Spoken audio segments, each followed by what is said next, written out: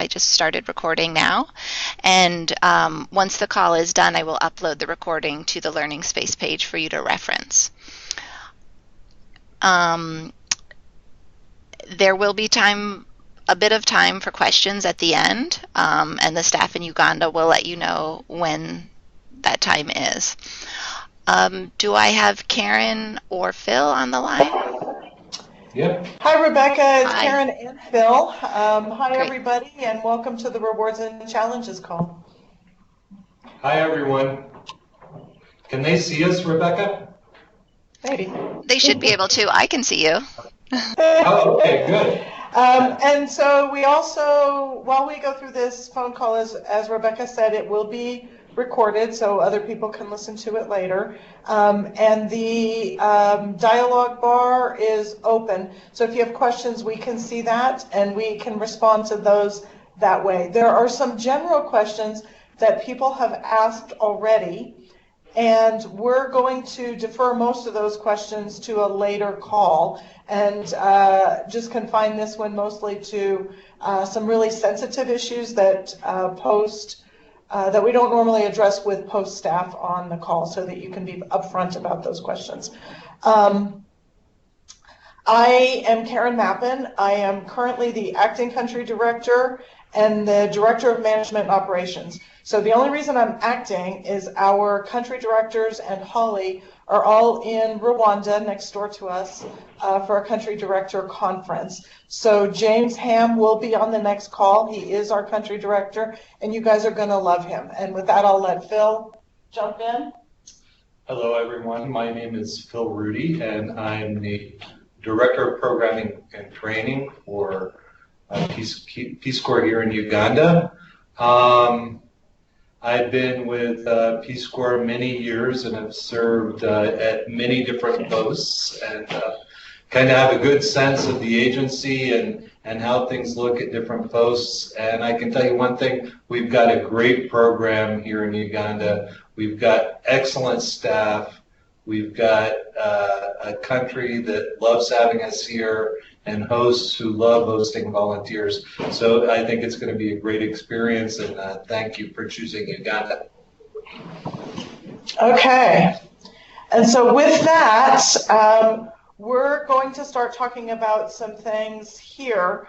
And there'll be things like professionalism, diversity. We'll touch on harassment. We'll touch on the LGBTQIA plus issues that are in Uganda, because they are all sensitive. And as Phil has said, our staff have gone through many, many hours of training on these issues to be able to support you. And they're very, very well versed in these cross-cultural type issues. And so I think you're going to feel very comfortable with them when you are here in Uganda. But they can be challenges to your service. I'll just say, and I think if you ask any person who has been through the Peace Corps program, the Returned Peace Corps volunteers, you're not going to be able to go to any country in the world where you're not going to have some level of harassment. You're different, and you do stand out, and people do expect Americans to be a certain way. That's in part because of some of the things we export through movies, television, books, games, that sort of thing. So the world has a version of what they think Americans are. And whether that version is correct or not correct, it still is the filter through which people will see you. To that end, one very, very, very important way to deflect some of that is how it's your demeanor. And so we expect you to come to Uganda ready and willing to work hard and to be maybe somewhat more conservative in your attitudes, in your dress, and in your behaviors than you would have potentially been in America. Things that happen in America are generally, it's a much, much, much more conservative culture than what you guys are typically used to in America. And I don't know if you can see my outfit and Phil's outfit, but I'm going to sort of stand back. There's no see-through clothes. I don't have spaghetti straps on and my bra's not showing. My skirt is just below my knee. I'm not running around. It doesn't matter if the clothes are tight, but not revealing, if that makes some sense. So I want to give you a sense of what sort of casual work attire is going to look like. And I don't run to the grocery store, you know, in short shorts and that sort of thing. Phil's wearing just trousers, a button-down shirt with a collar. That sort of behavior, that's the type of dress that we want you guys to come to post looking like. If you wear something different, I can promise you that one of us will say something if it is inappropriate. Our training staff are very good also at addressing these issues. So you can bring your yoga mat, you can wear your yoga clothes, you can go running. All of those things are completely acceptable, but we're going to ask you to do that in a way that's maybe a little bit more conservative. So for example, if you're out running, you might be wearing longer shorts than what you would normally wear, so at least mid-thigh, if not down to the knee. And if you're wearing a sports bra or something like that and you're used to jogging around just in that, we're going to say put a t-shirt on over that. And I promise you, if you can dress and put your outward appearance a little bit more conservative than what you normally would do, you're going to draw less attention. You will draw a lot of attention anyway.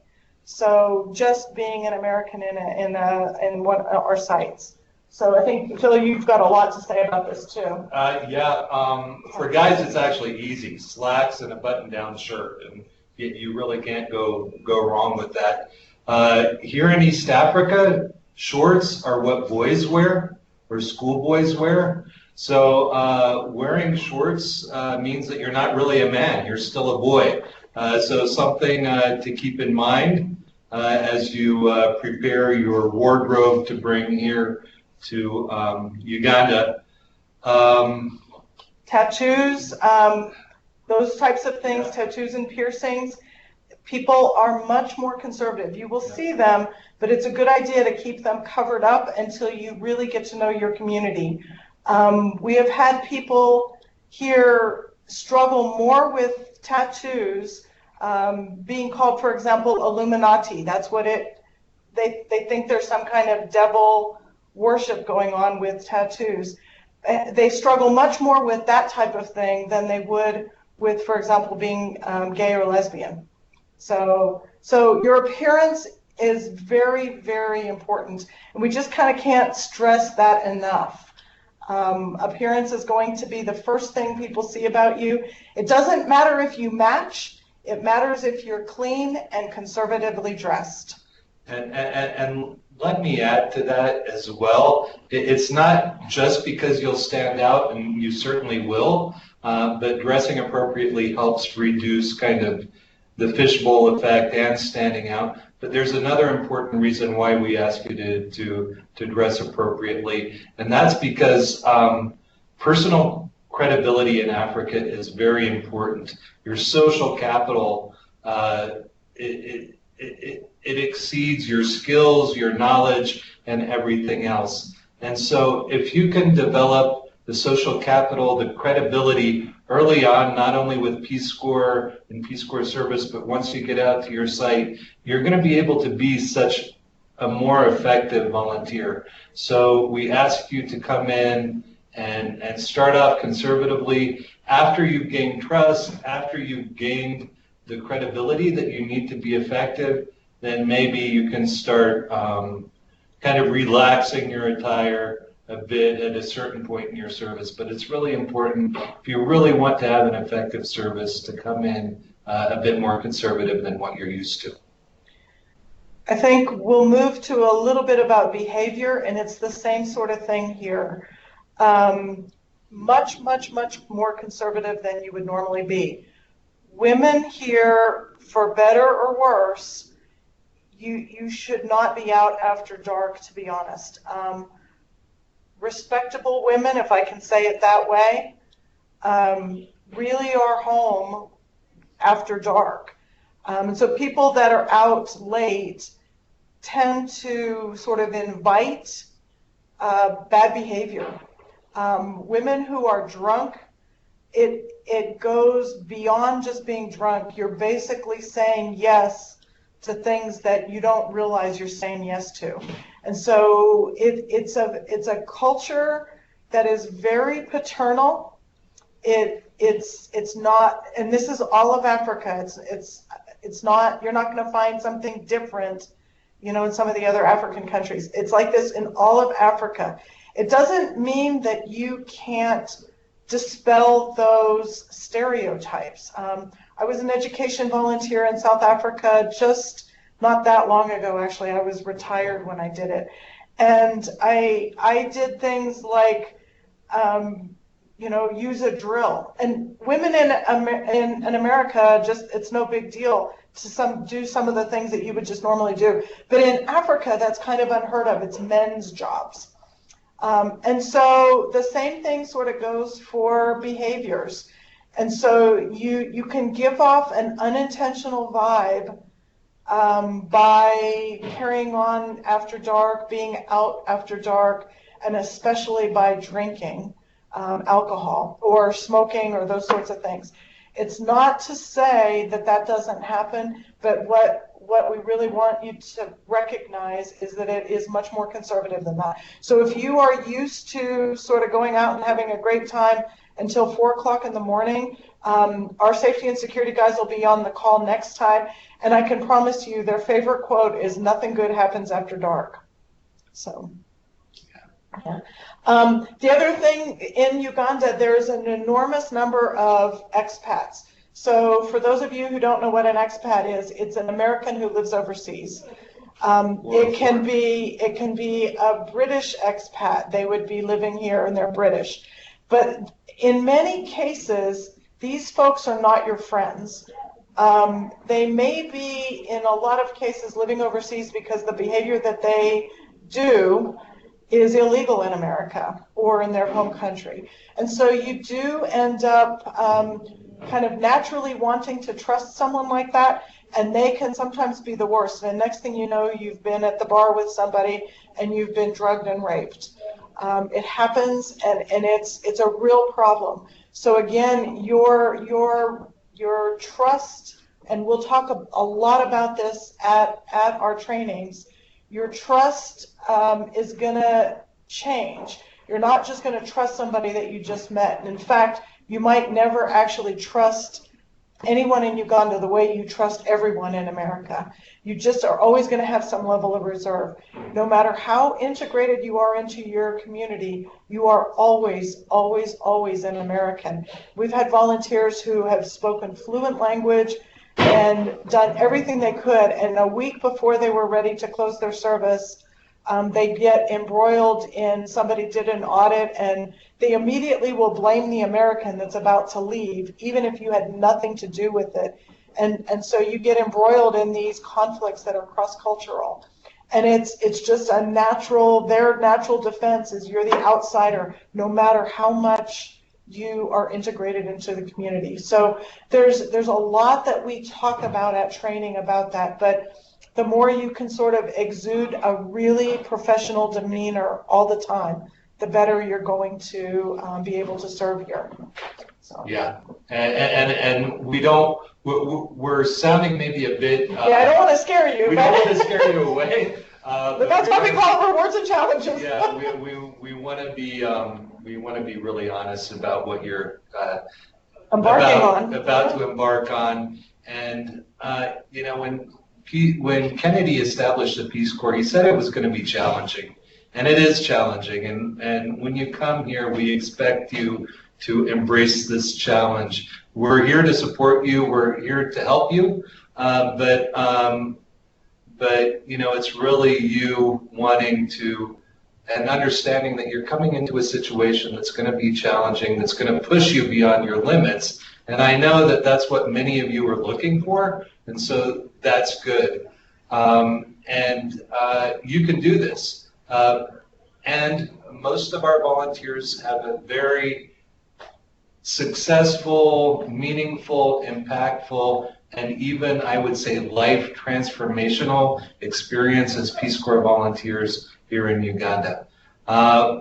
We expect professionalism, we expect cross-cultural sensitivity and awareness in your behavior and your interactions, and we expect respect for both the culture, us, and your fellow volunteers that you'll be working with at times, as well as the staff, the Ugandan staff that you'll be working with most of the time. So that's really what the expectations are. It can be extremely rewarding and extremely challenging, but it's definitely worth the while. I think many of you are coming to change the world. That's what we were when we were volunteers too. We wanted to change the world, and you will change the world. But the reality is most volunteers change themselves. And maybe the world is changing most because we change ourselves and how we view others in the world. It is the expectation that the site where you will be placed, that you're not going to change a site as much as you want to. It is you that we expect to change. And so if you sort of come in and try to impose your way of doing something on this area that you're going to be placed, you may find yourself in Phil's office or the program manager's office with sort of a little bit of a recalibration talk, because it is you that needs to adjust to Uganda. Uganda's asked for volunteers, and you have volunteered to come. So we're looking for that flexibility, we're looking for that open-mindedness, and we're looking for you guys to exude the best of what America is, and maybe leave some of the worst stuff at home. Let me really briefly touch on the volunteer experience for LGBTQ plus volunteers. It is really challenging. From what I understand and what people have told me, it's lonely, you feel isolated. It's a certain level of kind of complexity to a situation that's already tough. What we ask is that, and I know this is out of the norm. It's a hard ask. This is the hard ask, and this is out of the norm in terms of what you're expected to do in the United States and the culture in the United States. But we really would like to ask you to come in back in the closet, and it hurts me to have to say that, but it's just a reality. As you come and experience your Peace Corps volunteer experience, you can loosen up a bit, you can develop trusted relationships with people where maybe you can share who you are and things like that. But we ask you to come in and really kind of on your own terms, develop a sense of the country, develop a sense of the challenges of being a diverse volunteer, especially around LGBTQ plus, and then, come to the point where you feel comfortable letting people know in a way that's comfortable with you. You're going to get a lot of pressure in PST, or you're going to hear from other volunteers about, their experiences and so on and so forth. But really, I think this is such a personal personal experience, a personal part of yourself, that it really needs to be done on your own terms and in a way that you feel comfortable with. So I would advise against, even kind of talking about this during PST and early on in your service until you really get a sense of what it's all about here in Uganda and can and so that you can do it on your own terms. So that's the big ask. I know it's difficult, and I know for some people it's a difficult shift to make. But like Karen said earlier, we have excellent staff who are trained. We're all trained on safe space, on diversity, on LGBTQ plus issues, on harassment and all these things. And we're here to support you, and we can support you through this experience. In fact, you can choose to come out to any staff person if you'd like. They're all supportive of that. But Phil mentioned just how challenging it is. Volunteers, we've got a fairly large number of LGBT volunteers here, and they have served extraordinarily successfully. The ones who have had the easiest service, if you will, is where this is just a part of them and it's not everything about their identity. Phil, did you mention that homosexuality is illegal? I did. So homosexuality is illegal in Uganda and in most of Africa. It's punishable by jail and or death. So there's mob justice here. It's very, very challenging to be out there, but there's a thriving community here. However, because of how Peace Corps integrates, we don't allow participation in things like film festivals, or conferences, or pride parades, things like that. These activities are routinely rated by the government here. There's a minister of ethics, which maybe you guys have never heard of something like that, but there's a minister of ethics. They routinely raid these types of gatherings, put everybody in jail, and it actually puts the Peace Corps program itself at great risk. What we would end up with is Peace Corps is promoting this and trying to convert Ugandans when that's not the case at all, and we could be asked to leave the country.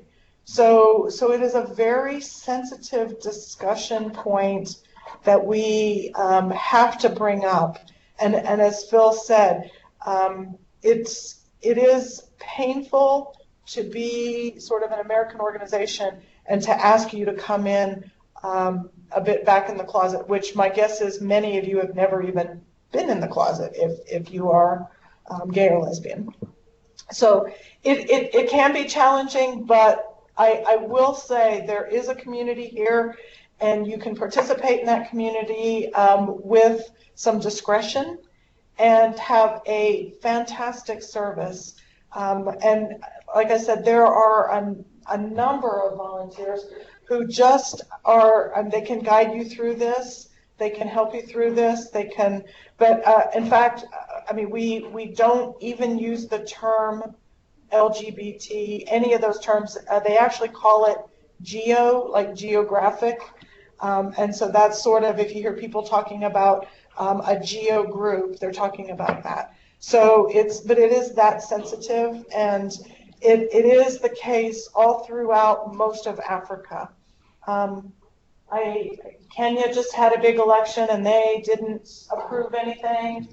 I think South Africa is about the only place where you could really be open. South Africa, Namibia, down there. I think that's about the only place you could really be very open.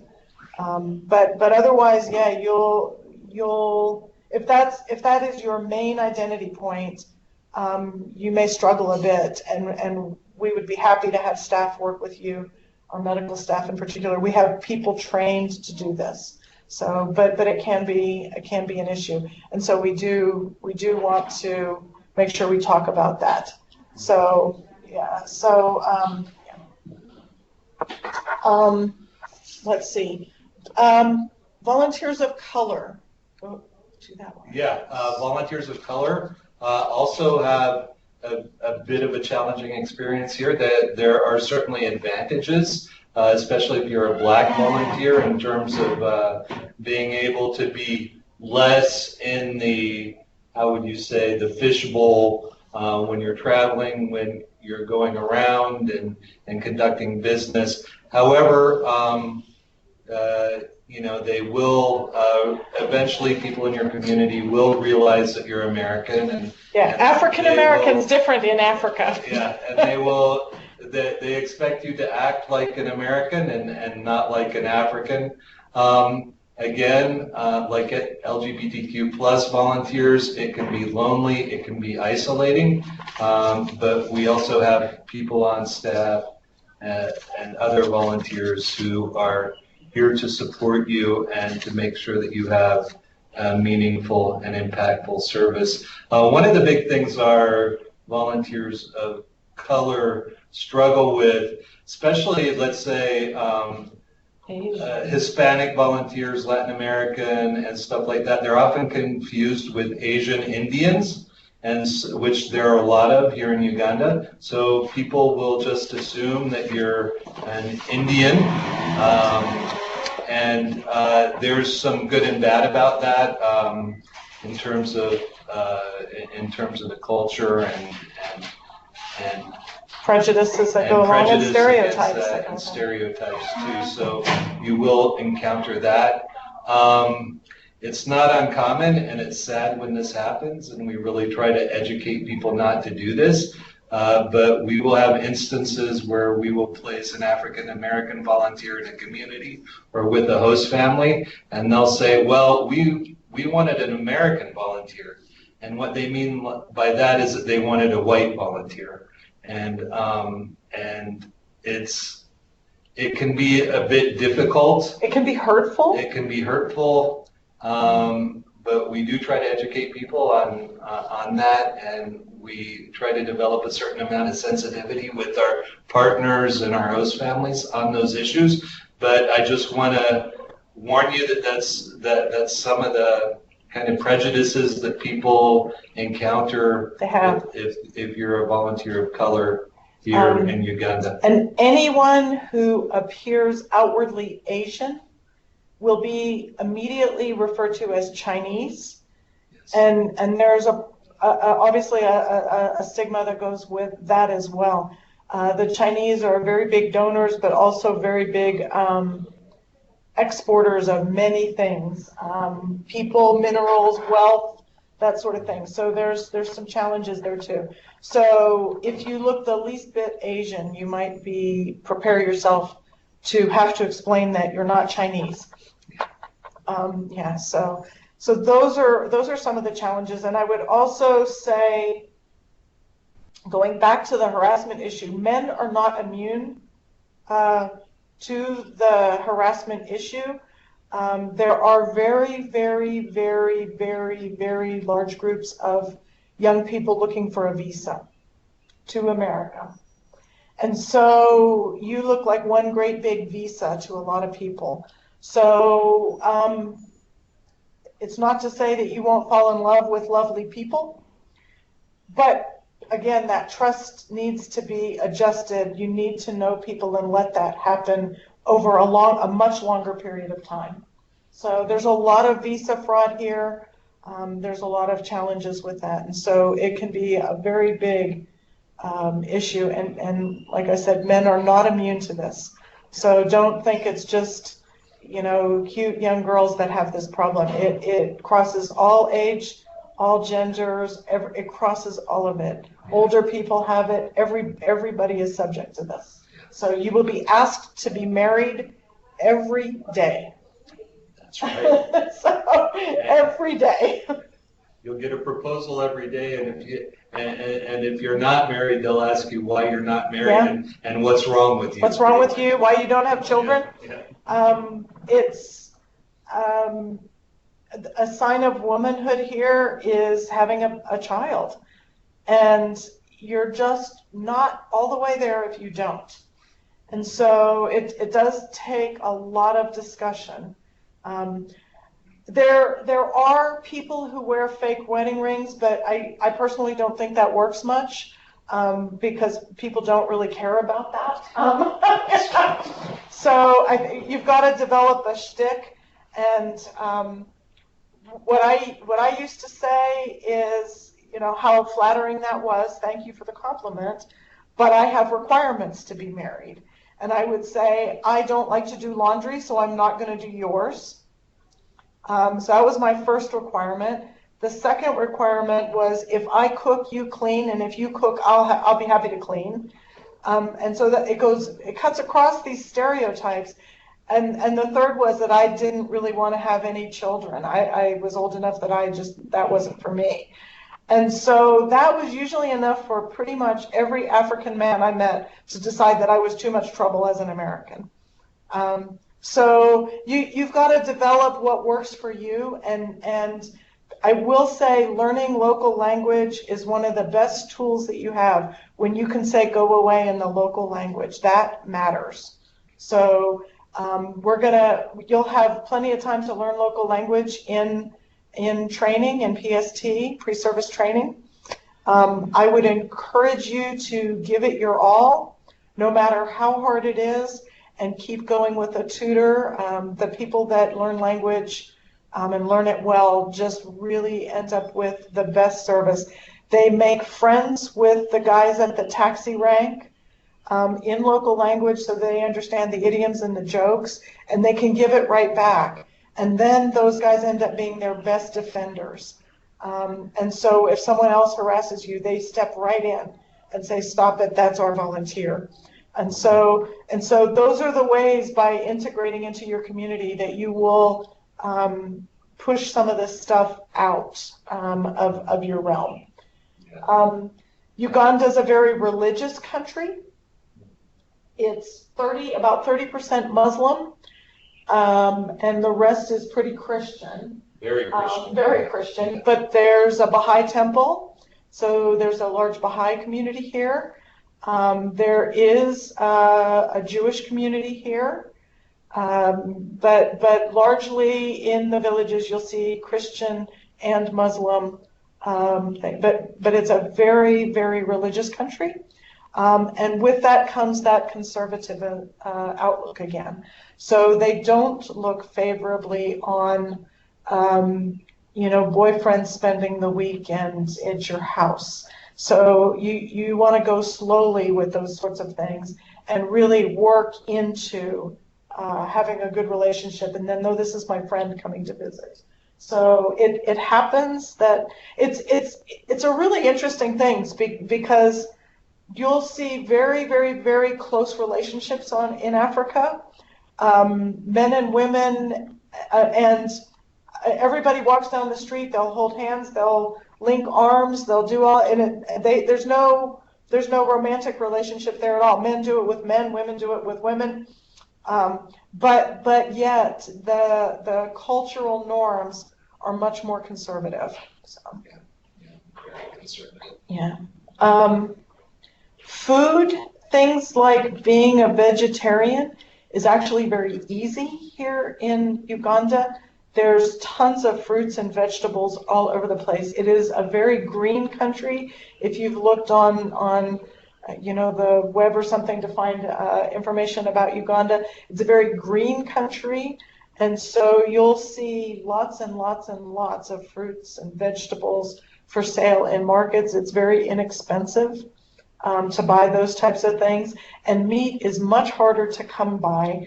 But mostly you'll see chicken, lots of fish. Lake Victoria is right here, so lots of fish. Beef. And then beef and mutton, goat and sheep, and yeah. So you'll see lots. And then pork is one of the delicacies here. So it's really wonderful to go to the local pork joint.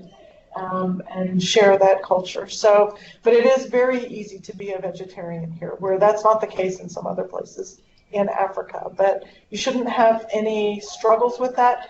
You will have a very different diet that you'll get used to. you'll get used to sort of eating something called matoke and greens. And to me, it's a bit like glue and weeds. But nevertheless, you'll get used to it. It's actually bananas. But it's plantain. Plantain bananas. But yeah, and then like almost like a spinach type thing. But they're good. Yeah. So you'll experience a lot of that, and it does take a little bit of adjustment, but not much. You'll find very good food here.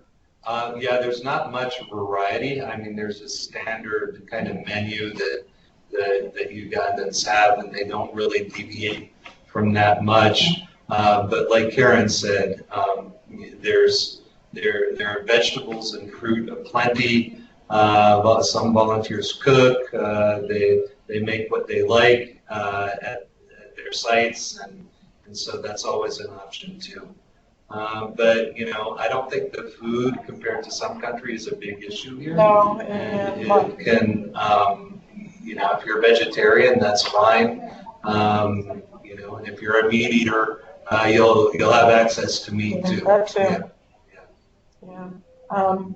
It can get very hot and it can get very cold. So depending on where you are, there's plenty of places with quite a number of mountains. And so that can get chilly. There's plenty of time when it's raining that you want a sweater, but in general, it's a very temperate climate, so very comfortable. You'll be very surprised that you're living on the equator, and it's actually quite pleasant. So it does rain, that sort of thing. Shopping is very easy in Uganda.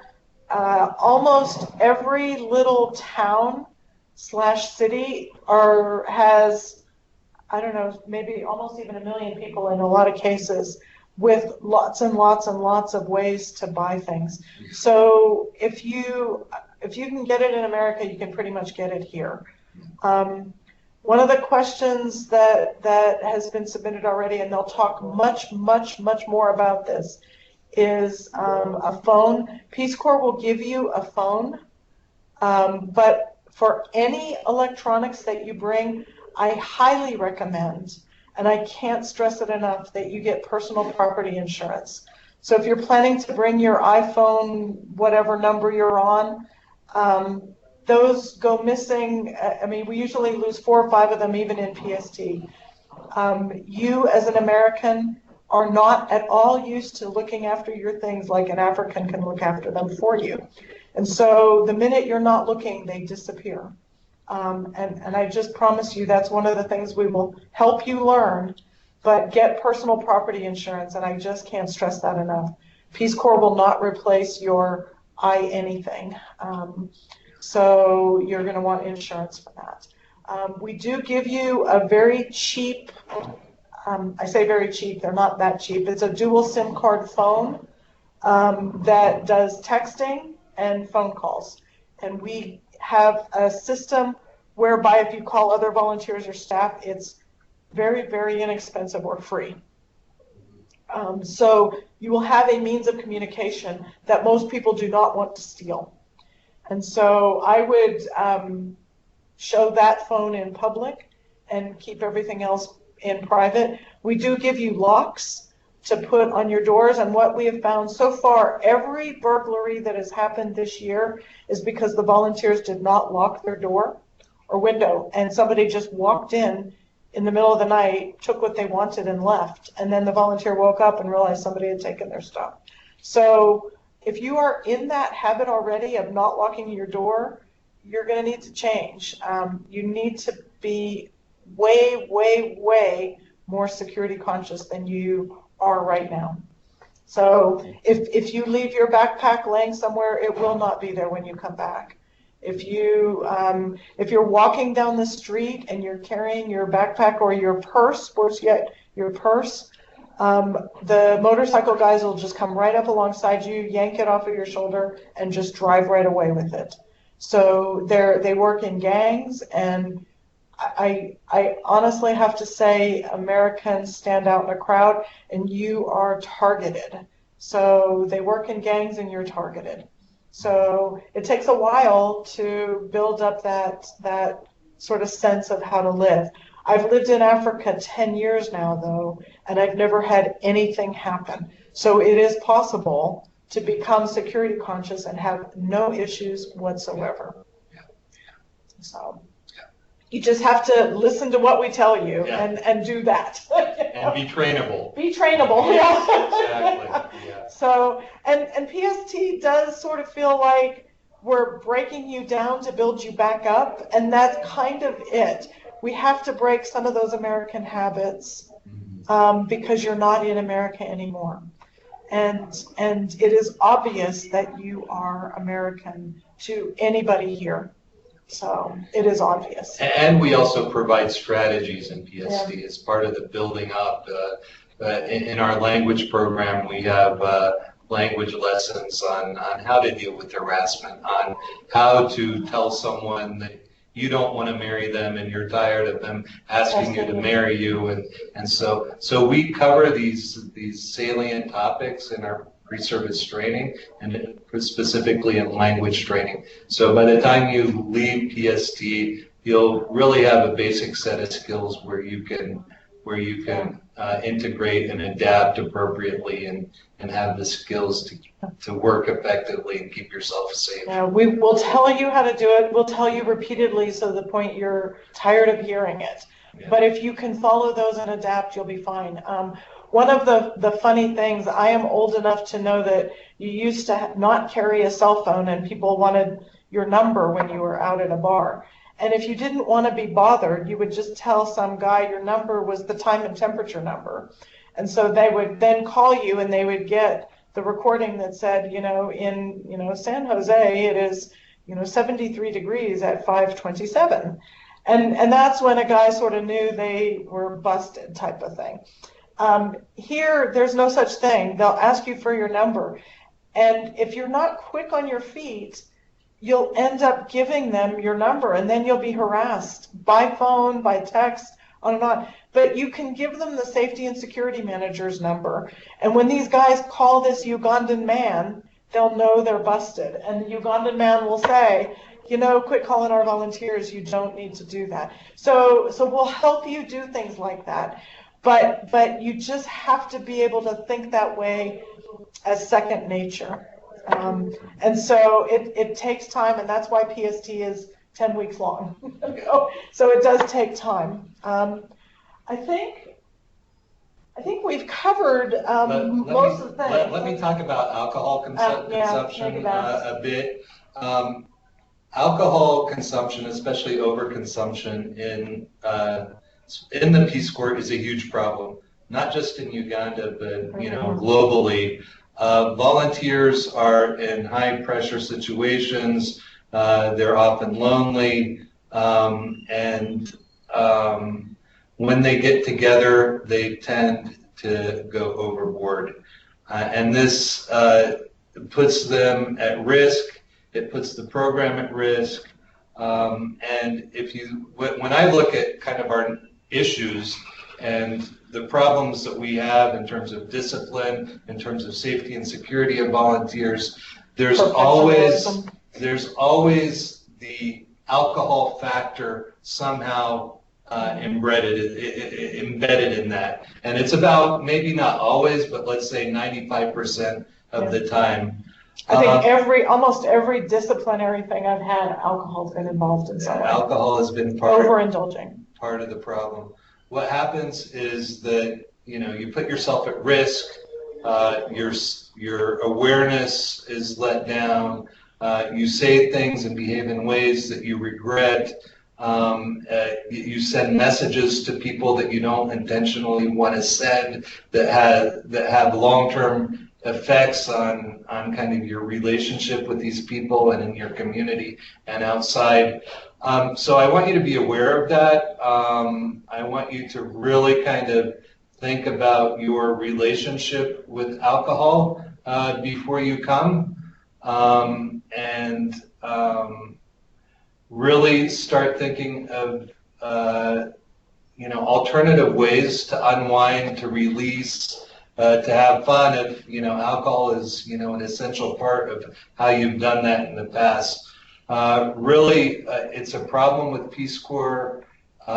We get volunteers who get kicked out every year because of alcohol-related issues. We have volunteers who suffer harm because they put themselves in bad situations. It's easy to lose credibility with your community, with your coworkers, and so on and so forth. So really just ask you to come into country aware of that and to have some strategies in terms of unwinding and developing healthy coping mechanisms so that you can be a successful volunteer.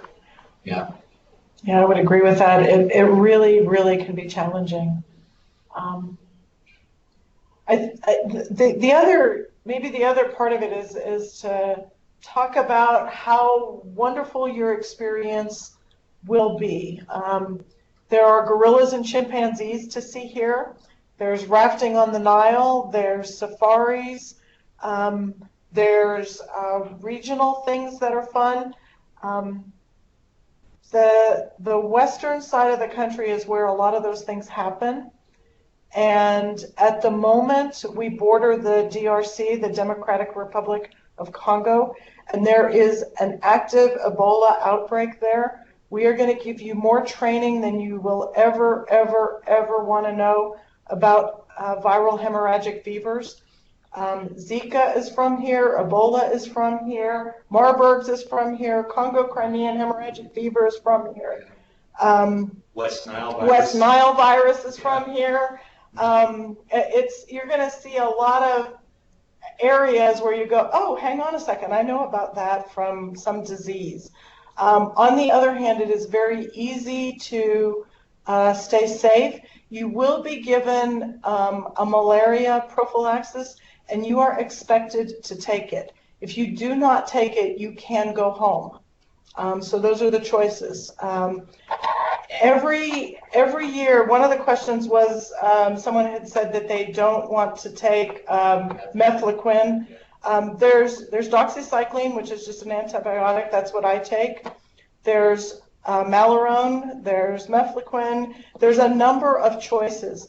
The medical guys are going to talk to you the very first 2 days or so and figure out what prophylaxis will be best for you.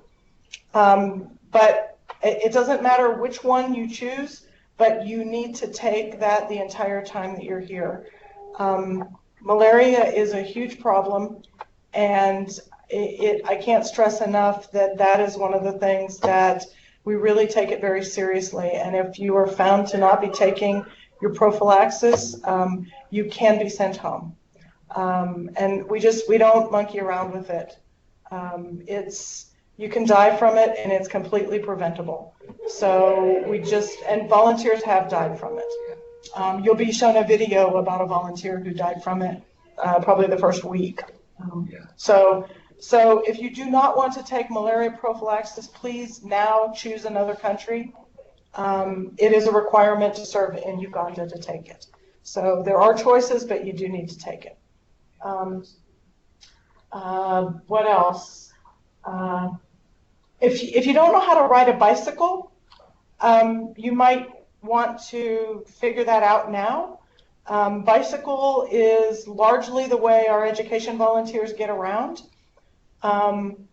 They're seemingly very happy walking or bicycle. There are taxis, public taxis, but they're less fun, for sure. And we'll talk a lot about that at your training in PST. But bicycles, you'll get a bicycle allowance. You can buy a bicycle, and people bike all over the country. So that's a pretty common mode of transportation here, and you'll use it. You will take taxis if you have to come into Kampala for some reason, or go to your shopping town. You'd probably, for the most part, probably take some kind of public transport. But bicycles are a common way, and be prepared to bike probably even up to about 10 kilometers. Yeah. So if you're not a fan of a bicycle, Start getting maybe your legs in shape start now. working on that. Yeah. So, but it's a beautiful country, and I will tell you that the people in Uganda are the friendliest on the planet.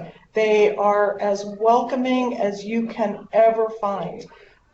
You'll not find, you guys will be so surprised when you go to a host family. They will treat you like their sons and daughters. And think of how you treat sort of elders in your own family and behave that way, and you'll be perfectly fine. If you just use the small courtesy that says, I'm going here and I'll be back in 3 hours or something, or I'm going to visit my friend, or I'm going to the market. Do you need anything? If you do those things, just small courtesies, you will be completely fine. And people go back for years and years and years to visit their host families, their counterparts. They are friends for life. I can tell you that my host family in South Africa, I think they treat me better than my biological family, to be 100% honest. So they're very dear to me, and they will become that to you as well. They will take you in, and many people about that will say, well, what gifts should I bring, or anything like that. To tell you the truth, you can take a picture of yourself with them, and that's the best gift they could ever get. They will love that. So don't think so much about those types of things. Your relationships and those friendships that you make amongst yourselves and amongst your host country nationals are going to be the best gift that you got from Peace Corps. It is absolutely remarkable, the thrill you'll get from those people. Let me add too, as you're thinking of packing and what to bring some pictures of you and your family and your home, and what your does your home home and look like? your life in the United States, because people love to look at that. People love to look at pictures. It's a great way to break the ice. Yeah. It's a great way to develop friendships and to help you integrate. So bring lots of pictures that you're willing to share with people and show them about your life in the United States, especially your family. They'll be so curious about that, what your home looks like, how much land your dad owns, and things like that are salient questions that Ugandans like to ask. And also let me add too, to Karen's point about Ugandans being hospitable and warm. They're also hilarious and fun, and they love to laugh, and they've got a great sense of humor. And if you can come into a situation and joke around with people, you will be a really effective volunteer. So start honing your sense of humor skills and your smiles and your smiles and stuff like that. And you'll find that you'll be warmly accepted here. Yeah. Just they're wonderful people. Peace Corps is there's another restriction that Peace Corps sort of has that you will not necessarily be comfortable with initially. And it's for purposes of safety and security, we need to know where you are in country. And so we do ask you to report when you're leaving your site, and all you have to do is text a phone to do that. If you're going on leave, you get permission to do those sorts of things. But there's a number of times when we need to be able to find you. Ebola is certainly a good example. When there's an outbreak, we need to know who's in the immediate area. So we need to know where you are. Emergencies happen. In the early part of 2021, which will be during your service, there will be a presidential election here. It can become very violent. We've had volunteers on what we call stand fast, which means you stay in your house, or you can gather at a house, but you stay very close to home and you don't go out and expose yourself to risky situations. So we need to know who's in the area, we need to know where you are, that sort of thing. We also do that for safety and security purposes. I have had volunteers, I had a volunteer at one point where her father died and we needed to reach her. She happened to be on leave. But because we knew exactly where we were able to get her and have her flown home immediately on the next plane. And so there's times that we've had people get home in time to say goodbye to a loved one. So those are all reasons where we need to know where you are. And so it will chafe a little bit at your grown-up sensibilities. We understand it. We had to do the same thing as volunteers ourselves. We're still gonna, and we still have to do it. As employee, we're actually responsible to the embassy, and to tell you the truth, we have to do that much and more. Every week I have to check in. So we get it, but we're gonna talk to you about it, and we're gonna tell you how to do it, and we're just gonna ask you to be open-minded about that. It is a requirement of Peace Corps service that we be able to reach you in an emergency. And well, you've evacuated countries in very, very, very short periods of time. And we've all had emergency crisis situations, and it's very challenging if we don't know where you are. So that's one thing that might be a tough one. Yeah. We just have a couple of minutes left. There was a question asked earlier about airlines and baggage. Regardless of what airline requirement you're thinking you can work around, Peace Corps will only pay for 2 bags, no excess weight, no extra bags. So you will be reimbursed for 2 bags, period, end of story. They can weigh 23 kilograms apiece, or about 50 pounds. So just to address that one really quick. Rebecca, what were some of the other ones? I think we talked a little bit about cell phones. Let me just bring them up. One sec. Yeah, most people have some kind of an iPad or laptop, that sort of thing. What shots, vaccinations will Peace Corps provide in country? Yeah, well, I think we're going to hold that one for the medical guys, but hepatitis, rabies, there's a ton of them. Plenty of them. Plenty of them. You'll be a pincushion. Yeah.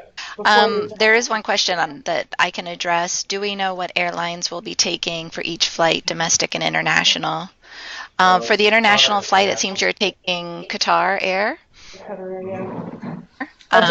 And so that's already booked. We took care of it. And just yesterday, I believe you were all sent instructions about reporting to staging. So our travel agency will be booking that for you. And, whatever flight is sort of most convenient and direct to Philadelphia, where you'll be staging, is what they'll book you on. Yeah. So, but yeah, 2 bags, no excess, no overweight. So be careful. And honestly, you don't need to worry. You can get stuff here. You can get almost anything that you need here. Yeah.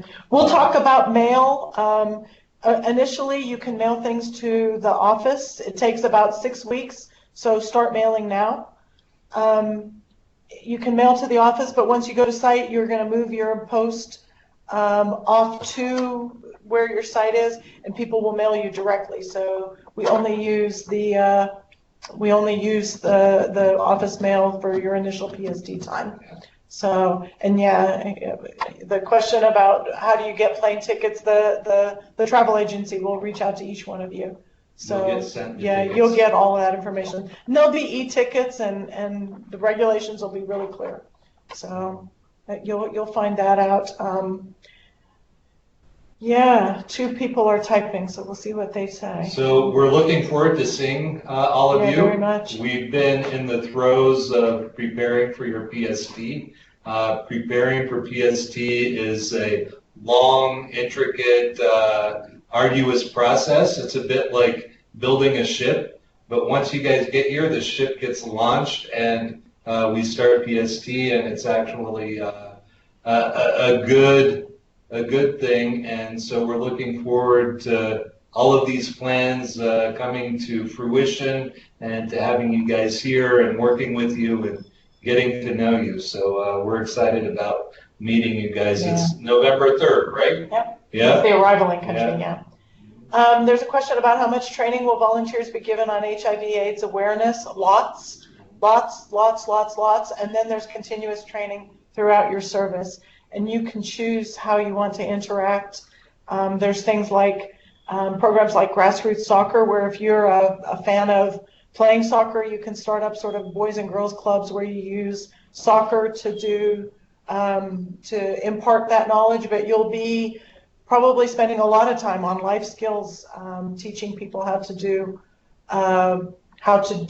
the avoidance, safe sex, that sort of thing. But again, sex education in Uganda is prohibited. You have to be very careful about how you address these things. And so we'll give you lots and lots and lots of information on that and how to do that. And so how to do that effectively. So you'll be okay. There's a question about laptops there. What kind, what features? Yeah, I would safety say, measures. You know what?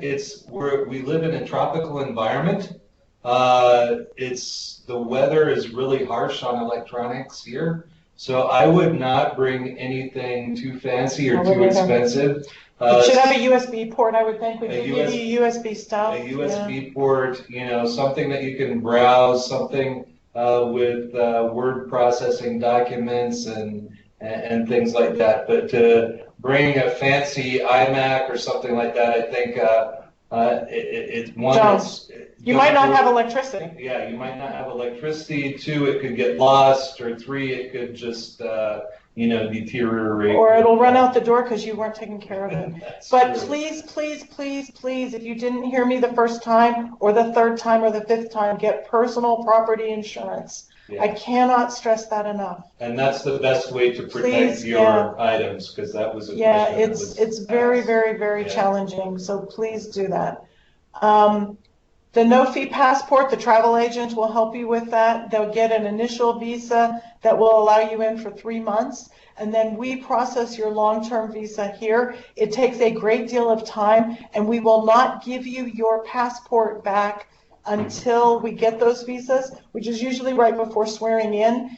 That also means that if you need your passport to go get a personal SIM card, it is very challenging. We will not do that for you. So your SIM card you may not have easy access till you get your phone back for internet. So be prepared to not have internet. And I know most of you now are turning green with, oh my gosh, how do I not be connected? It's challenging, but I can't risk the visa process being delayed so that you can get a personal SIM card.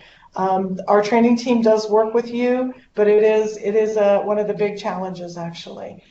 You can go with a copy of your initial visa, but the internet companies will turn your SIM card off the minute your visa expires, and your initial visa is only good for 90 days.